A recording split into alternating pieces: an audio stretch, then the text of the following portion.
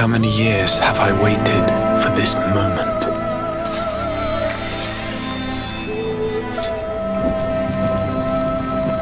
For the one that stood alone against the storm.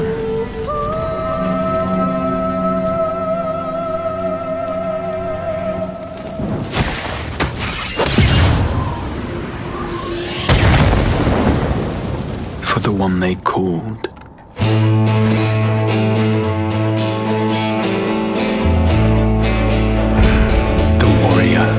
of light. Welcome to xGameZones, hub to latest popular games, cheat code, reviews, preview and news.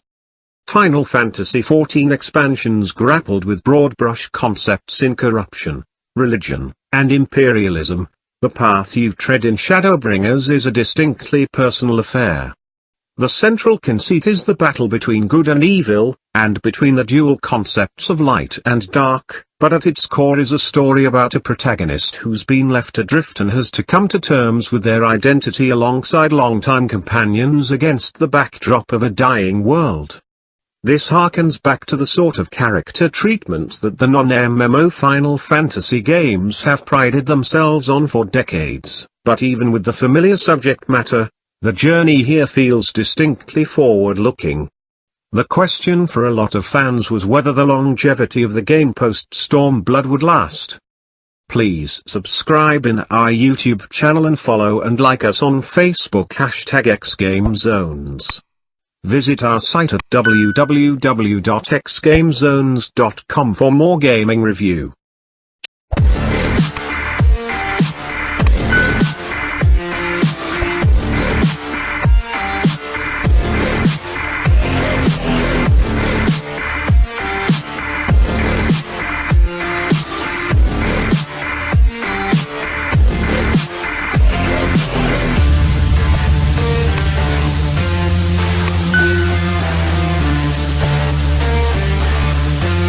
Shadowbringers hinges on a revelation.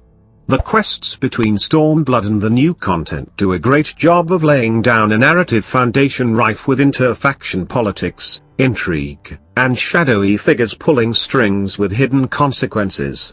As the new expansion opens, however, that particular nest of vipers is upended by way of a forced jaunt through time and space. What starts as a quest to save your friends takes a life-altering turn. You're thrown into the heart of a conflict between light and dark that strikes at the core of the hero mythos that the game has built around your character since A Realm Reborn. The kicker is that any mention of the light will make you public enemy number one. It's rampaging through the land and leaving death and destruction in its wake. You're armed and as good as stranded in an unfamiliar world where your values and beliefs could get you killed. Starting a new _spell_map_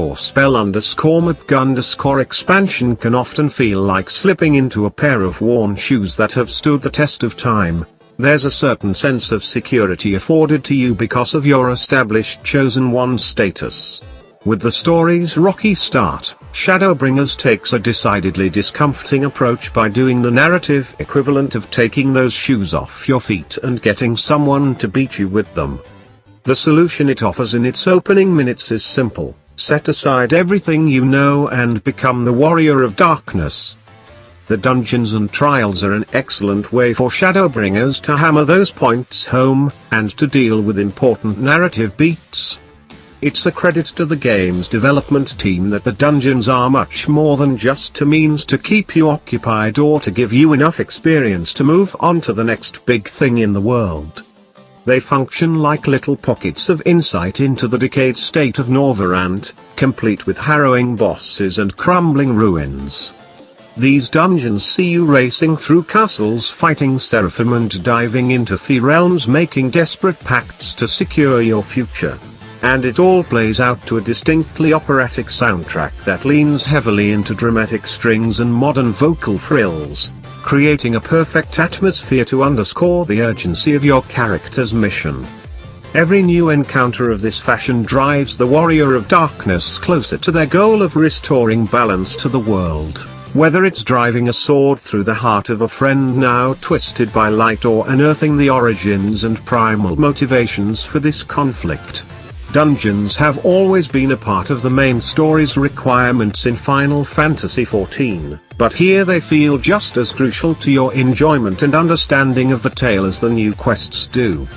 On the matter of the new classes and races aside, servers are currently teeming with Vera and Hrothgar avatars ready to take on the world. While the new race models look as spectacular in motion as one would expect, the Gunbreaker and Dancer classes are still a relative unknown that players are puzzling out at this early stage in Shadowbringers' life cycle. Gunbreaker packs a hell of a punch as a high-damage job, suited for an off-tank role that trades in axes and greatswords for something a little less traditional. Dancer's primary focus other than looking absolutely enchanting in combat is to provide buffs for party members, and it appears to be trying to fill the utility-ranged DPS role previously occupied by bards who have now had their party-wide buffs removed. Dancer, for all of its beauty, currently lacks some fire in the damage department. You have to manage two class-specific stances, technical step and standard step, each with its own set of moves to master. You also have access to closed position, which lets you choose a dance partner to benefit from your buffs and your skills. Pulling off a perfect performance will buff the dancer's DPS overall, and the key to doing damage is through graceful move combinations that ultimately let you unleash your attacks upon unsuspecting foes. The strength of Dancer shines through in prolonged encounters where their deadly chakram slice and dice at enemies, giving them the chance to use skills from both stances for a significant payoff. That being said, setting up these balletic massacres takes time. Without enough breathing room to perform a routine, the Dancer can feel a little more frumpy than flamenco, especially in the majority of the game's legacy content where breathing on something is as good as a killing blow. Both classes have a distinct identity, though the streamlining of the other jobs has muddied the waters a little in respect of the existing classes enjoying the same individualism. You used to have to pick up quests specifically for your chosen job to learn new skills.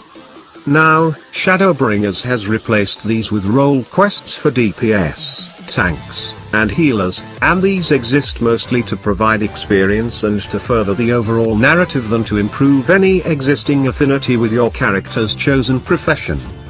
While some job questlines were more involved than others, Stormblood introduced a particularly heartfelt samurai one. To do away with them entirely seems like a waste.